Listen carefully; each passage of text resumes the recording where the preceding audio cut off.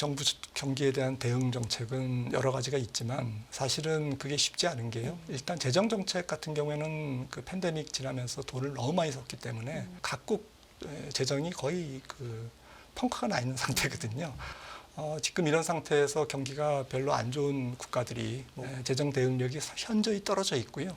통화 정책 같은 경우는 각국이 뭐 미국이 금리 뭐 올해 안 내리더라도 뭐 유로존 내리면 돼, 뭐 우리나라도 내리면 돼 이렇게 생각을 할지 모르겠지만 그게 쉽지 않은 게 환율 때문에요. 지금 달러가 전체적으로 미국 원컨트리로 독주하고 있기 때문에 다른 나라 통화가 다 반대쪽으로 약세지 않습니까? 그런 측면에서 통화 정책과 재정 정책이 모두 그렇게 이렇게 좀 운신의 폭이 넓지는 않다. 자, 금요일에는 굿모닝 인포맥스에서 꼭 이분과 함께 한 주간의 경제 전반에 대해서 정리하고 또 견해를 들어보는 순서 꼭 가져봐야 되겠지요. 닥터킴의 허실실 이코노미스트 김한진 박사와 함께 하겠습니다. 어서 오세요. 네, 안녕하세요. 안녕하십니까? 네. 잘 지내셨어요? 네, 네. 네. 일주일 만에 또 뵙는데요. 달라진 게 있을까요? 한 주간? 제가 생각할 때는 금리 인상 얘기가 나오고는 있었는데 이걸 에이, 너무 극단적인 얘기 아니야? 왜 이렇게 받아들이다 조금씩은 어라? 뭐 이렇게 되는 게 또 시장에 미세하지만 좀 그런 변화가 아니었나 싶은데 박사님은 어떻게 보셨는지 궁금합니다. 네, 실제로 뭐 이번 한 주는 금리가 계속 올라가면서 네. 금리가 올라간 이유는 뭐 말씀 주셨던 금리 인하가 조금 미뤄질 수 있고 심지어는 인상까지도 이제 약간 뭐 얘기 나오면서 시장 금리가 계속 올랐습니다. 어제는 뭐 2년물이 미국제 2년물이 5% 거의 근접했고요. 10년물은 다시 올랐네요. 그저께 좀 떨어졌다가 그래서 정말 뭐 이러다가 이제 결국 금리 인상이 있는 거 아니야? 이런 정도의 이제 불안감이 있습니다. 사실 보니까 다우존스나 S&P 500이 고점 대비 지금 한 5, 6% 정도 빠졌고 나스닥은 뭐 비슷하게 빠졌습니다. 6%대 빠졌는데 이게 조금 금리 인상 과정에서 빠졌다. 뭐 전쟁도 있지만 뭐 사실 전쟁도 유가 상승이니까 좀 금리 스토리고요. 그래서 좀 금리가 계속 주식시장에 발목을 잡고 있는 거는 같습니다. 네. 이번 주 시작하면서는 정말 지정학적 이 위험이 온 금융시장을 좀 덮치고 있었는데 그건 그래도 물론 아직 완전한 해소는 아닙니다만 빠르게 진정이 되는 국면인 것 같은데 금리가 계속해서 좀 발목을 잡고 있다. 그러면 박사님 금리를 내리기는 하겠죠. 언제쯤으로 생각을 하면 되겠습니까? 지금 패드워치에 반영된 걸 봐도 계속해서 조금은 이제 변화가 있어서 좀 헷갈리고 그런 면이 있습니다. 네. 저도 뭐 잘 모르긴 몰라도 올해 한 3번은 좀 어렵지 않을까 네. 그런 생각을 좀 많이 하고 있었는데요. 네. 지금은 거의 2번으로 굳혔고요. 이제 뭐 2번도 이제 1번으로 줄여야 될지 모르겠습니다만 네. 제가 줄이는 게 중요한 게 아니고 일단 뭐 9월에 저는 금리 인하가 유력하다라고 생각을 합니다. 네. 일각에서는 9월이 미국 대선이 2달도 안 남은 시점이기 때문에 소위 속보인다. 연준이 뭐 바이든 도와주는 거 아니냐. 이제 뭐 트럼프가 또 반발하겠죠. 그렇게 해서 이제 9월 인하가 조금 불편할 수도 있지만 저는 뭐 9월 달 정도 그러니까 8월까지의 PCE나 8월까지의 CPI나 고용지표는 충분히 연준으로 하여금 금리 인하를 할 수 있는 명분을 좀 제공할 것이다라고 이제 믿고 있고요. 하지만 이제 정치적으로 부담이 된다면 연준이 이제 안 하겠죠. 그거는 이제 조금 그렇고 또 한 가지 변수는 만약에 유가가 계속 80불대 위에서 80 뭐 지금 어제 좀 떨어졌습니다만은 거의 90불대에 가까운 80달러대에서 배럴당 이렇게 움직인다면 CPI가 헤드라인부터 안 떨어지고 그리고 이제 그게 근원에도 영향을 미치기 때문에 유가가 한 80달러대 이하로 내려온다는 가정하에서 9월달 첫 금리 인하를 조금 생각하고 있고요. 9월달 인하하면 이제 뭐 11월 FOMC가 있기 때문에 건너뛰어서 12월에 이제 한 번 더 인하는 그런 상황이 될 것 같은 느낌이 들고요. 그럼 2번이네요. 네, 그리고 네. 내년에도 4번이 아니고 저는 연준으로 하여금 한 3번 정도를 정당화하는 그러한 인플레이션 환경이 조성되지 않을까라고 생각을 합니다. 그래서 당초는 뭐 올해 한 2번, 내년에 한 4번 해서 내년 말에는 한 4.0 정도 가 있을 것이라고 생각을 했는데 뭐 4.0도 내년 연말 기준금리 4.0은 굉장히 조금 높게 본 예측 중에 속했는데요. 저는 한 4.25 정도, 그러니까 뭐 총 내년 말까지 한 5번 정도의 인하 정도의 그런 그 물가 환경이 아닐까라고 생각을 합니다. 근데 뭐 그 금리를 뭐 처음에 질문이 이제 금리 인상도 네, 네, 말씀하셨는데 그러면 금리 인상도 가능할까라고 이제 저는 생각을 해봤는데 그거는 조금 너무 앞서가는 것 같아요. 아직까지는. 물론 이제 뭐 그 고매하신 라파엘 보스틱이라든지 뭐 존 윌리엄스 이런 분들이 뭐 생각하시는 거는 이제 차원이 다르니까 뭐 데이터가 뭐 저희들이 보는 거랑 뭐 다르지 않겠습니까? 그래서 이제 좀 자신은 없지만 그래도 일단 물가 추세가 안정되고 있는 것은 사실이라는 점. 그리고 굉장히 뭐 미국의 기준금리 자체가 제약적 수준이라는 점. 그다음에 시장 금리가 지금 10년물이 한 4.5% 위에서 움직이면 결국엔 그것도 경기를 위축시키는 요인이거든요. 결국 소비를 둔화시키는 요인이기 때문에 이런 부분들이 조금 시간이 걸릴 뿐이지 우리가 받아보는 6월, 7월, 8월의 데이터, 물가나 고용 데이터는 지금보다는 조금 식어 있을 거다. 조금 분위기가 달라질 거다라고 저는 생각을 합니다. 네. 그러면 고용과 물가와 소비와 이 모든 것들을 좀 포함한 지금의 경기는 어디쯤 와 있는 건지 좀 진단이 필요할 것 같은데요. 어떻게 보십니까? 경기는 뭐 어제 IMF 총재도 그런 얘기를 했더라고요. 조금 국가별로 경기에 대한 대응이 달라야 된다. 이게 얘기는 경기가 다 국가마다 다르다는 얘기잖아요. 실제로 지금 뭐 지난번에 월드뱅크 세계은행 전망은 독일 경제 성장률 0.3% 올해, 유로존 전체를 0.6%. 그러니까 독일은 거의 불황이라는 얘기잖아요. 미국은 뭐 지금 IMF나 뭐 세계은행이나 공이 조금 숫자는 다르지만 디테일은 다르지만 IMF를 기준으로 말씀드리면 작년에 2.5%에서 올해는 2.7%를 올렸잖아요. 그것도 3개월 전보다 무려 2.1에서 2.7이니까 0.6%포인트를 상향 조정했습니다. 3개월 만에. 작년에 2.5% 미국이 올해 2.7% 성장하고 내년에 1.9%를 전망했는데 뭐 내년은 그렇다고 쳐도 뭐 내년도 사실 2% 성장률이라면 미국의 잠재 성장률, 장기 추세 성장률 1.8%를 상회하는 거거든요. 그러니까 계속 고고입니다. 고고. 미국은 뭐 호황. 그다음에 유로존은 불황. 지금 그런 상태로 전망을 하고 있다고요. 맞든 틀리든. 그러니까 뭐 미국과 유로존만 해도 이렇게 온도 차이가 다르고 이런 게 지금 달러 강세로 이어지고 있지 않습니까? 이런 부분들은 미국은 너무 좋다. 왜 좋냐? 팬데믹 때 돈을 제일 많이 풀었다. 가계 지원금을 너무 많이 풀었다. 재정을 팬데믹 이전보다 2배나 풀었다. 경기가 좋은데도 불구하고 2008년 수준의 재정 적자를 더 넘었다라는 거죠. 재정 적자 비율이 뭐 굉장히 높지 않습니까? 지금 6%대인데 국채 발행은 팬데믹 이전보다 장기간 2배 정도 증가하고. 그러니까 미국이 현재 불황이 아닌데도 이렇게 미국은 돈을 퍼붓고 있고요. 통화 정책과 재정 정책을 통해서 양방으로 더 퍼붓고 있고. 거기다가 온쇼링 정책으로 전 세계 기업이 미국에 투자를 하고 그리고 좀 기름이 나고 유가 상승에 전혀 뭐 흔들리지 않잖아요. 오히려 뭐 원유 수출이 증가하고 있더만요. 그래서 미국 혼자 좋습니다. 그리고 빅테크 기업들이 어마무시하게 돈을 벌면서 실제로 GDP에서도 자본 지출, 첨단 산업들, 특히 IT 계열의 기업들의 설비 투자가 의미 있게 GDP를 지금 서포트하고 있거든요. 이런 부분들이 총체적으로 미국 경제를 매우 강하게 만들고 다른 나라의 경제와 차별화를 지금 보이고 있습니다. 그래서 좀 어떻게 표현해야 될까요?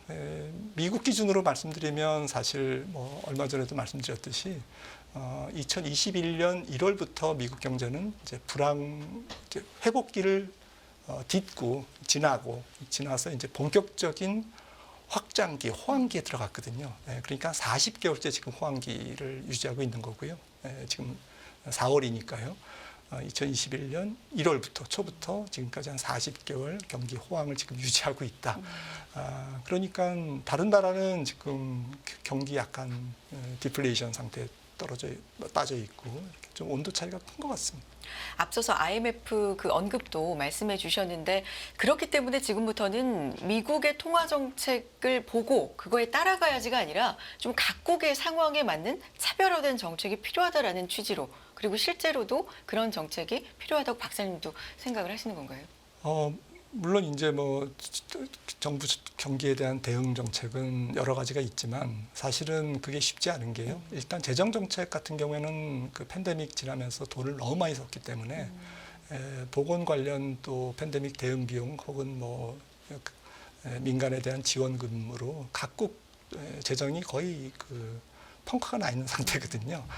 재정 곳간이 비어 있습니다. 어느 나라나. 그래서 지금 이런 상태에서 경기가 별로 안 좋은 국가들이 뭐 우리나라도 포함되지만 재정 대응력이 현저히 떨어져 있고요. 또 기업이나 가계부채가 엄청나게 지금 증가해 있습니다. 그거는 이제 좀 긴 세월 동안 소위 뭐 제로금리 시대에 많이 부채가 늘었기 때문에 그 후유증이 지금 발목을 잡고 있는 거고요. 통화 정책 같은 경우는 각국이 뭐 미국이 금리 뭐 올해 안 내리더라도 뭐 유로존 내리면 돼, 뭐 우리나라도 내리면 돼 이렇게 생각을 할지 모르겠지만 그게 쉽지 않은 게 환율 때문에요. 그리고 지금 달러가 전체적으로 미국 원컨트리로 독주하고 있기 때문에 다른 나라 통화가 다 반대쪽으로 약세지 않습니까? 그러니까 우리나라만 환율이 뭐 약하다고 수출 경제가 조금 활성화되는 부분은 없습니다. 약합니다. 그러니까 뭐 원화 표시 매출액이 달러 베이스보다는 원화 베이스 매출이 이제 증가하는 것은 맞지만 수출 경쟁력 측면에서는 과거처럼 우리나라만 통화가 약세일 때와는 이제 다르다라는 이제 그런 말씀을 좀 드리고 싶은 거고요. 그런 측면에서 통화 정책과 재정 정책이 모두 그렇게 이렇게 좀 운신의 폭이 넓지는 않다라는 겁니다. 그래서 ECB만 해도 뭐 6월에 금리를 내릴 것 같아요. 네. 하지만 연준이 12월까지 금리를 안 내린다. 그러면 추가 인하가 뭐 6월에 인하해도 선제적으로 미국보다 선제적으로 6월에 인하를 한다 하더라도 유로화가 약세를 보일 거기 때문에 쉽지 않습니다. 하반기에 한 번 정도 인하, 그러니까 유로존은 한 4번 인하하고 싶은데 미국 때문에 올해 2번 정도 인하로 그칠 가능성이 있다라는 거죠. 그리고 그렇게 2번의 금리 인하로 유로존 경제가 벌떡 일어나는 것도 아니고요.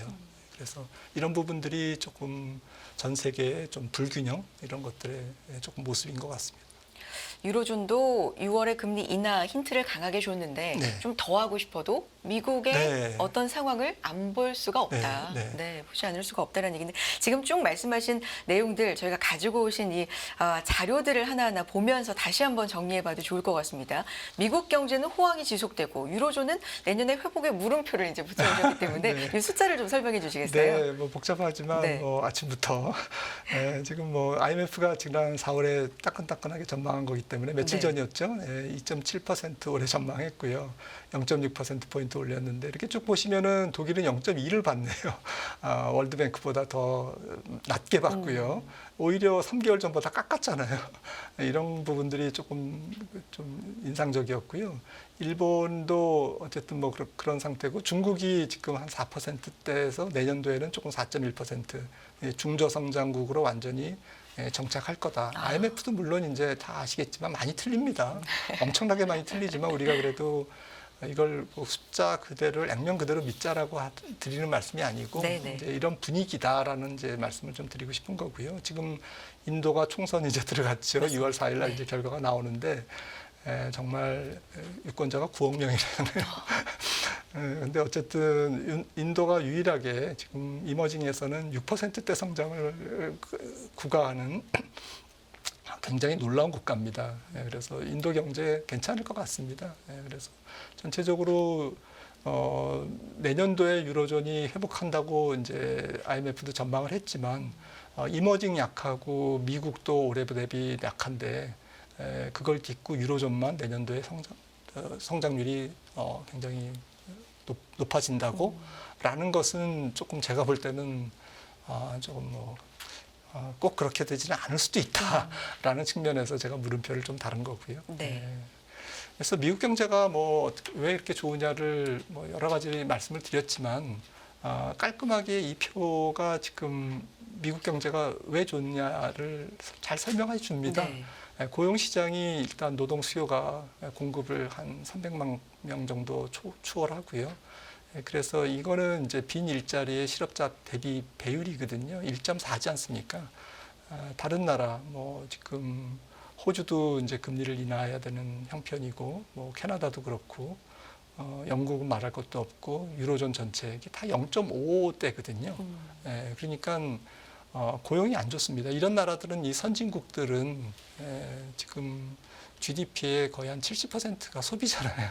네. 고용 시장이 튼튼해야 되는데 미국은 뭐 지금 고용 시장이 아직까지도 식구는 있습니다만 비정상적인 호황에서 이제 정상으로 되돌아가는 과정이지 절대적으로 다른 나라에 비해서도 또 미국 자체만 봐도 좀 이례적으로 높은 상황이고 그러다 보니까 임금이 떨어지고는 있지만 다른 나라보다는 높습니다. 임금이 높게 형성돼 있기 때문에 미국 소비가 왕성하게 지금 일어나고 있고 소매 판매도 지금 서프라이즈가 나온 게 맞습니다. 미국 네. 소비자들 무시하지 마라. 아직도 돈 쓸 능력 있어. 이제 그렇게 항변하는 데이터지 않습니까? 이제 그렇듯이 미국이 조금 다른 나라 경제 그리고 또 세계 경제에 좀 착시 현상을 좀 불러일으키는 것 같습니다. 소매 판매 지표도 말씀해 주셨는데 이게 물가도 떨어지고 너무 뜨거운 고용도 어느 정도 식으면서 소비는 불황은 안 갈 정도로 경기 침체는 안 갈 정도로 살아 있고 또 너무 뜨거우면 금리 인하 시점이 너무 지연되니까 그것도 네. 안 되고 이 지금 중도가 시장에서의 해석이 굉장히 분분하고요. 좀 어렵다는 네. 생각도 들어요. 근데 뭐 일단 통화 정책과 경기는 반드시 일치할 수는 없는 게 사실 제가 이제 금리 인하의 가능성, 금리를 인하는 할 것 같다. 네. 다만 뭐 그 폭과 첫 금리 인하 시기가 조금 딜레이된 것뿐이다라고 이제 지금 말씀을 드렸는데 이제 그거에 반대하는 그 논리도 많습니다. 그 연준 위원들 중에서도 투표권을 가진 12명 중에서 이제 다 생각이 다를 거 아닙니까? 근데 일부 제가 이렇게 그 코멘트를 하시는 분들의 이렇게 뭐 뉴스를 접하면 일부 연준 위원들 중에는 경기가 침체됐은 걸 확인하고 하면 늦다라는 거죠. 이미 제약적 수준에 달했기 때문에 이 제약적 수준이라는 것은 한번 보시면은 이게 지금 IMF 자료인데요. 전 세계 이제 그 기준 금리입니다. 근데 중요한 이제 미국이 좀 복잡해서 죄송합니다. 미국 금리가 이제 파란색이거든요. 밑에 있는 이제 지금 5.5지 않습니까? 상단이. 그런데 이거는 물가를 뺀 기준금리예요. 물가를 뺀 기준금리는 다 지금 플러스 위에 있지 않습니까? 그래서 지금 실질 기준금리, 물가를 감안한 실질 기준금리는 지금 제약적 수준에 와 있다. 네. 그러니까 지금 그동안 한 2년여에 걸쳐서 금리를 열심히 올렸는데 525bp나 올렸는데 이게 왜 작동을 안 할까라는 것은 이제 어제 지금 방금 전에 말씀드린 미국의 이제 구조적인 호황 요인도 있지만 미국 경제가 워낙 크고 강력하고 그다음에 이런 호황 요인들이 있다 보니까 이 금리 인상 효과가 경제에 아직 스며드는데 시간이 많이 걸리는 거죠. 그런데 스며들고는 있다라는 거죠. 네. 스며들고는 있기 때문에 느리게. 그래서 지금 근원 PC 물가가 이제 보시면은 이렇게 됐는데 이제 꼬리를 들었거든요. 12개월 이동 평균으로 제가 그려놓은 건데요. 빨간색 선은 이제 연준의 기준금리입니다. 그런데 이게 추세가 물가가 이게 만약에 이제 유가가 올라가서 이게 다시 이렇게 쭉 올라가면 진짜 인상을 해야 되죠. 그거는 이제 좀 그때 문제고요. 지금 팩트만 보면 금리를 인하하기에는 조금 부담스럽다. 꼬리를 들었기 때문에. 네. 하지만 추세적으로 이렇게 떨어진 걸 보면 이게 연준 위원들 중에 금리를 정상화해야 될 필요성이 있다라고 느끼는 분들이 제가 느끼는 감에는 한 서너 분 이상 계세요. 그러니까 약간 비둘기파 네. 분들이죠. 이런 분들은 미리 지금 5.5%의 금리를 약간 이 정상적인 기준금리라고 보지 않는 거죠. 그래서 이 물가랑 지금 그 매칭이 안 되는 거지 않습니까? 안 맞는다. 조화롭지 않지 않습니까? 네. 이거를 그래서 만약에 한꺼번에 경기 침체가 왔을 때 50bp 또 75bp 인하하면 또 그것도 경제에 상당히 교란 요인이거든요. 그렇게 하지 말고 지금부터 천천히 QT를 줄이는 것도 지금부터 천천히 이렇게 얘기를 하는 거죠. 로리 로건 이런 분들도 곧 QT 얘기를 하는 게 닥쳐서 그렇게 금리 인상도 닥쳐서 이렇게 했잖아요.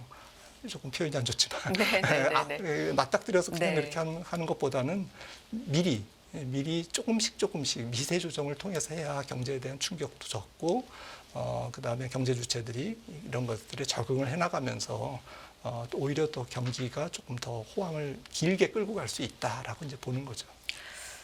그게 일각에서 우리가 흔히 좀 접하는 보험성이나 네, 맞습니다. 뭐 이런 논리인가요? 네.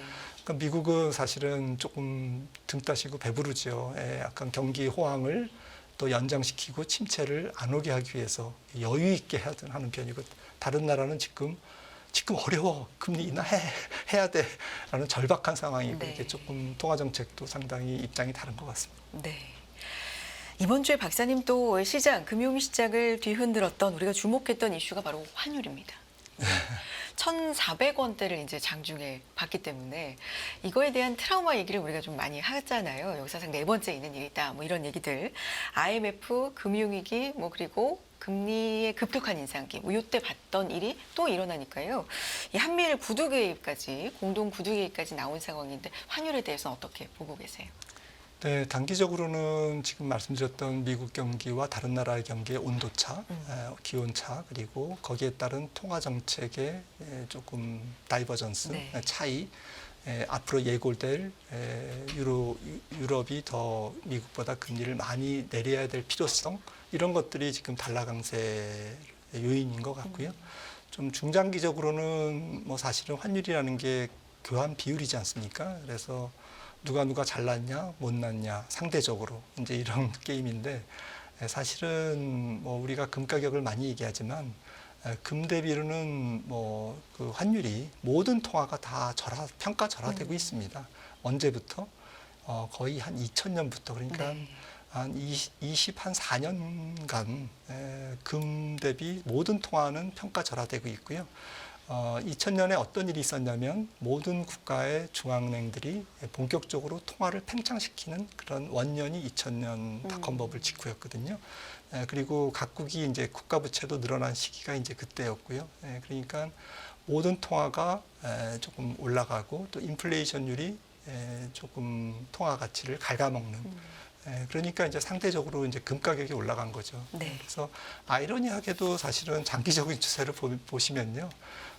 금 가격이 달러 대비로는 가장 많이 덜 올랐어요. 무슨 말씀이냐면은 금을 이제 하나의 커런시, 환율이라고 우리가 만약에 치면은요. 그 엔화 대비 금 가격이 가장 많이 올랐고요. 그러니까 엔화가 가장 금에 대해서 평가 절하가 많이 일어난 거고요.